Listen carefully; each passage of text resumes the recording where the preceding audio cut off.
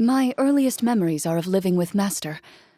According to her, she saved me from certain people of ill repute.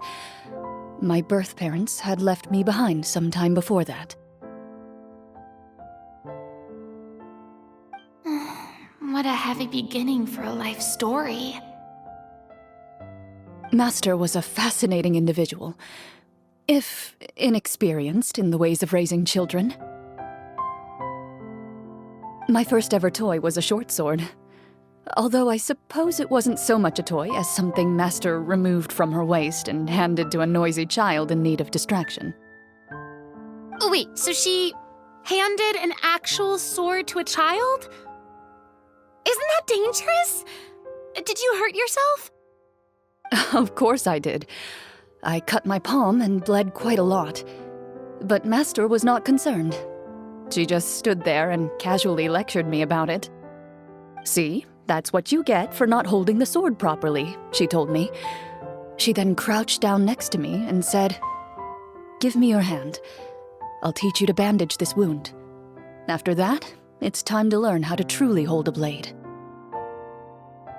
Excuse me for asking this, Clorand, but how old were you exactly when all this happened?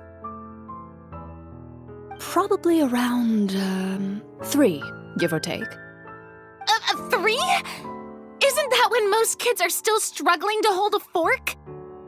As I said, Master was rather inexperienced in the ways of raising children. She believed trial and error was the best way to teach a child what they're capable of. I'm not so sure this is a question of experience. I didn't see anything wrong with her ways at the time. And anyway, children don't get to choose how they're raised. Oh, she did bring me back a pet from Liyue once. It was a Geovishap hatchling. A Geovishap hatchling? For a pet? That seems even more dangerous!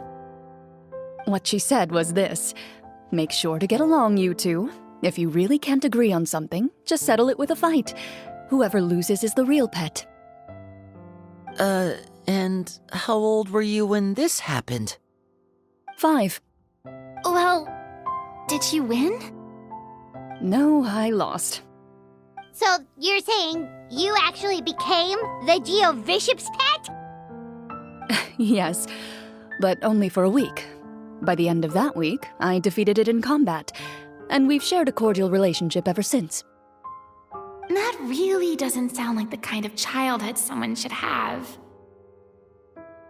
Later on, I gradually understood that Master most likely didn't know any other way to raise a child.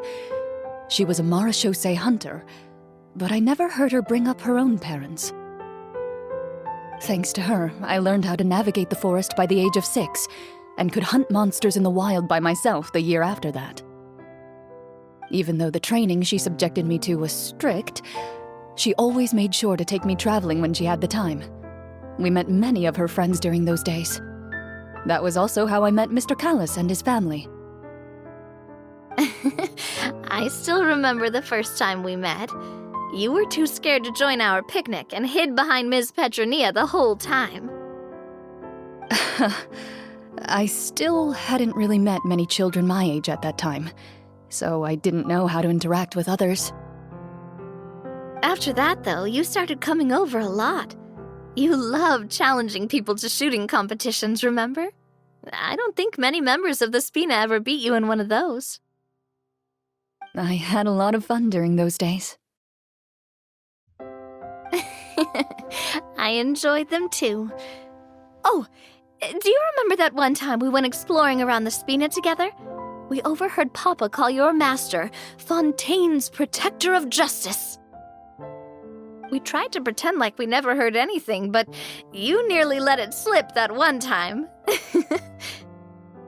Protector of Justice?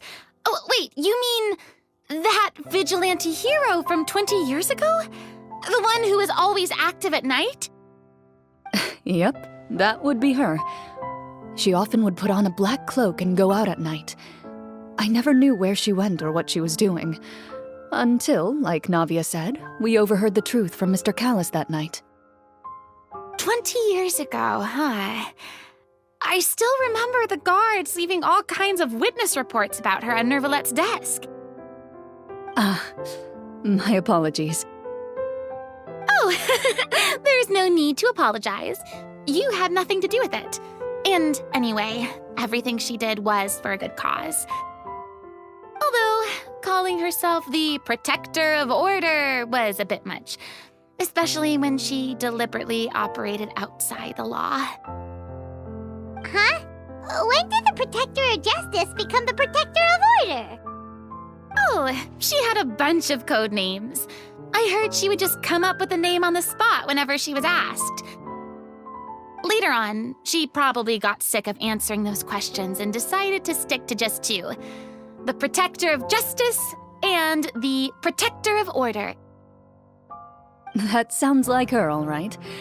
I bet she forgot which of the two she'd use by the time she got back each night.